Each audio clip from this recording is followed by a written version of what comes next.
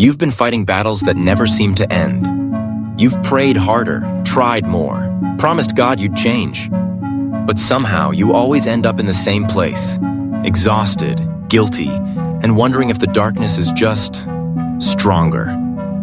Here's the truth no one ever told you clearly.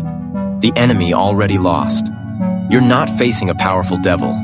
You're being tormented by one who's already been disarmed. And the only reason he still has a grip on you is because somewhere along the way, you forgot what happened at the cross. Let's be honest. There are days you feel like you're drowning in guilt, temptation, anxiety, shame. You want to believe God is near. You know the scriptures. But the attacks just don't stop.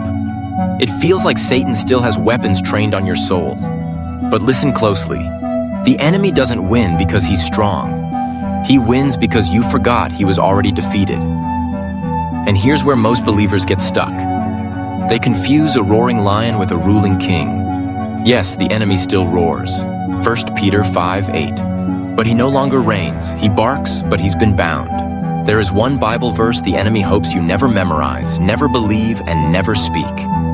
And having disarmed the powers and authorities, he made a public spectacle of them, triumphing over them by the cross.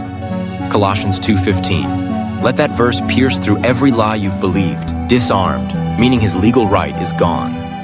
Public spectacle, meaning his defeat was not private but eternal and cosmic. Triumph, meaning Jesus didn't just survive the cross, he conquered through it. This wasn't a hidden spiritual whisper. It was a violent, eternal announcement. The power of darkness has been crushed. Jesus didn't just forgive your sins. He broke the legal chains of hell's authority over you. The enemy has no real weapons left. Only lies, only fear, only the power you surrender back to him when you forget the truth. You've been living like the cross was just a symbol.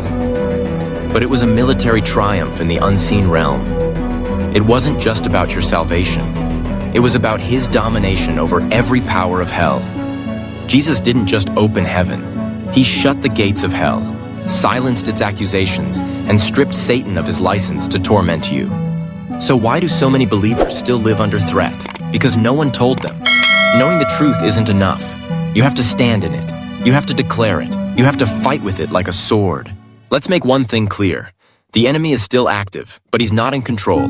He's still loud, but no longer legal. He's still fighting, but already lost the war. This is what theologians call the already but not yet. Yes, Christ already disarmed him. But until the return of Jesus, we still face spiritual resistance. That's why Paul didn't say ignore the devil. He said resist him. Not in fear, not in emotion, but in truth. Submit to God, resist the devil, and he will flee from you. James 4:7. You are not trying to gain victory. You are standing in one that has already been won. This video isn't here to hype you up. It's a spiritual training session. Starting today, I challenge you to take 3 practical prophetic steps. Step 1. Declare Colossians 2:15. Every single day, speak it out loud.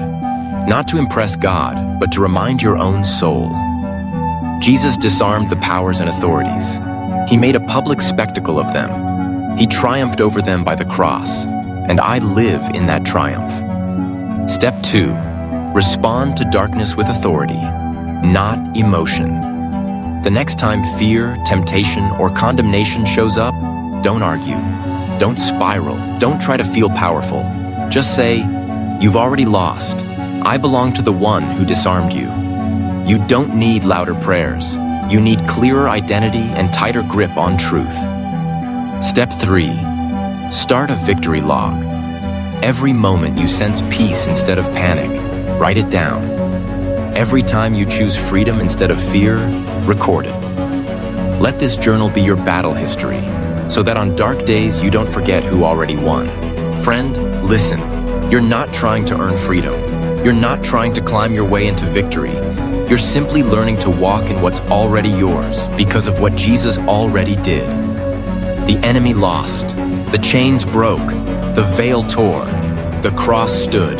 And that cross didn't just save you. It silenced every accusation that would ever rise against you.